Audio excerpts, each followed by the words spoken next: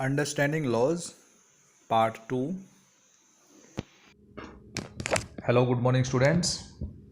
We are studying the chapter Understanding Laws, and today we are going to start second part of this chapter. In this video, we will study about how do new laws come about. How do new laws come about? You can see this image first of all. SDG, Sustainable Development Goal. In this video, we also will come to know the role of citizens in the formation of the laws, that how the important role is being played by the citizens in making the laws. You know that Parliament is the law making authority in India.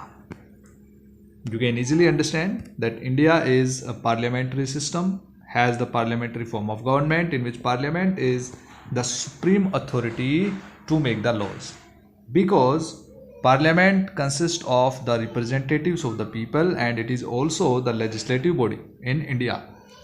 So this is the important role of Parliament to make the new laws. And now we'll discuss about domestic violence. What is domestic violence? We'll have an example of a law against the domestic violence in India against women. So domestic violence generally refers to the injury or harm or threat of injury or harm caused by an adult male, usually the husband, against his wife. Injury may be caused by physically beating up the woman or by emotionally abusing her. Abuse of the women can also include verbal, sexual, and economic abuse. The Protection of Women from Domestic Violence Act 2005 extends the understanding of the term domestic. What is domestic? To include all women who live or have lived together in a shared household. You have to remember this part of the sentence, that live or have lived together in a shared household with the male member who is perpetrating the violence, right? So anybody who is doing violence with women and the girls, so it is the violation of the Domestic Violence Act 2005. Now we'll study that how this act passed and how this was formed.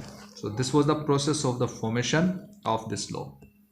When it was passed in 2005, then many ladies, many women in India became very happy, like Shazia and Kusum. Shazia and Kusum work for a women's organization. They remember the journey of how the Protection of Women from Domestic Violence Act got passed. This is the image of a newspaper, the Daily. The Protection of Women from Domestic Violence Act 2005 passed with this heading.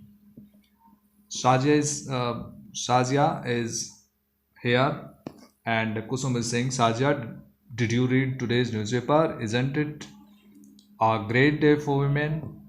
Not just women. Violence-free homes will benefit everyone. Kusum, it has taken such a long time to get this law passed. In fact, it began with establishing the need for a new law. So here we are going back in April 1991. Typical day at their office. You can understand. One woman is saying, I need advice. My husband beats me up. I haven't told anyone so far. I feel so ashamed. I cannot go on like this anymore, but I have nowhere to go. Another woman, old lady, is saying, I am being ill-treated by my son and daughter-in-law. They verbally abuse me. I have no access to my bank accounts. They may even throw me out. So what they want, both of the women, the young lady wants that I do not want to go to the police. I just want to stop the violence. And old lady wants only, I just do not want to be thrown out of the house, just it I am living in. But the woman is saying, unfortunately, the existing law is a criminal one and does not offer these options. It means these kinds of options are not there in the IPC and anywhere Throughout the 1990s, the need for a new law was raised in different forums. You can see in this image, the lady is addressing women.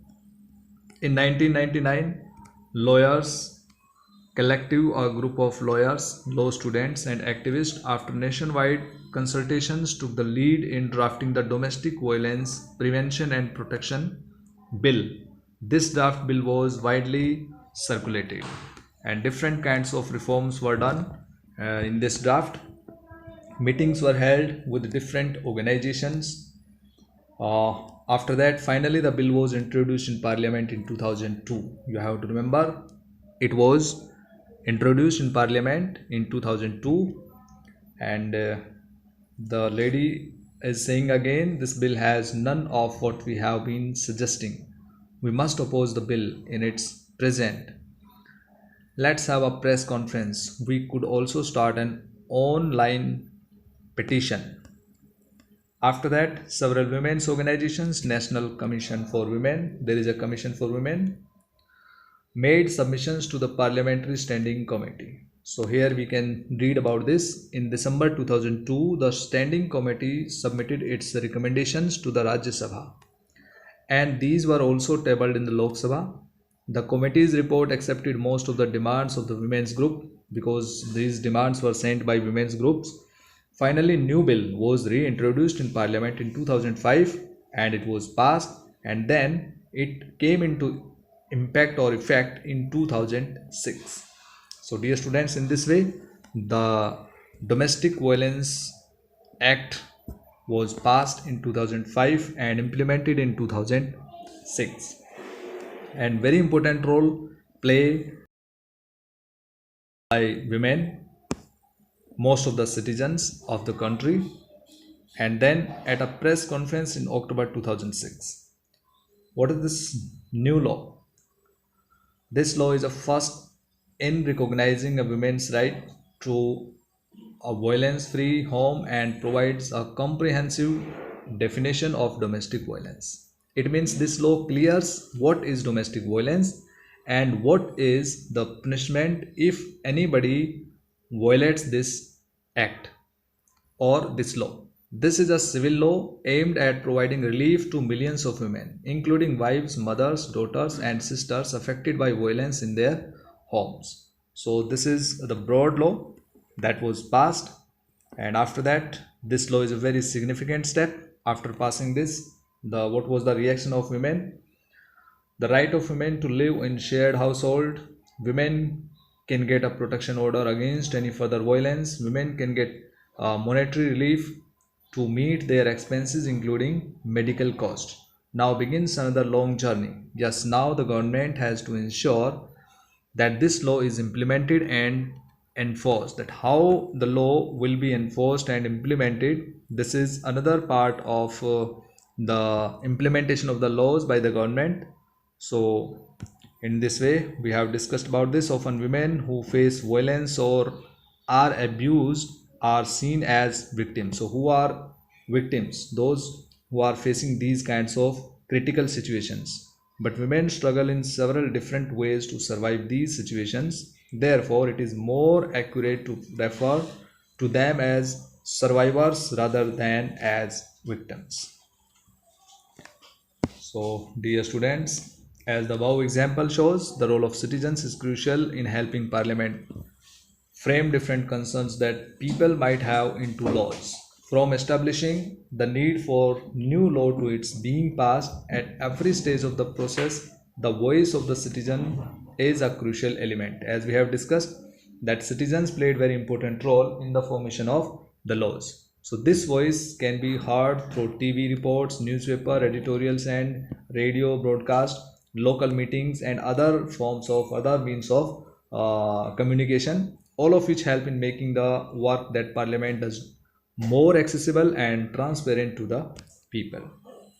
So dear students, in the next video we will discuss about unpopular and controversial laws. In this video, as you know, that we have discussed about just only one law, Domestic Violence Act 2005, how this formed and what was the process and what does it significant. Thank you. Have a nice day.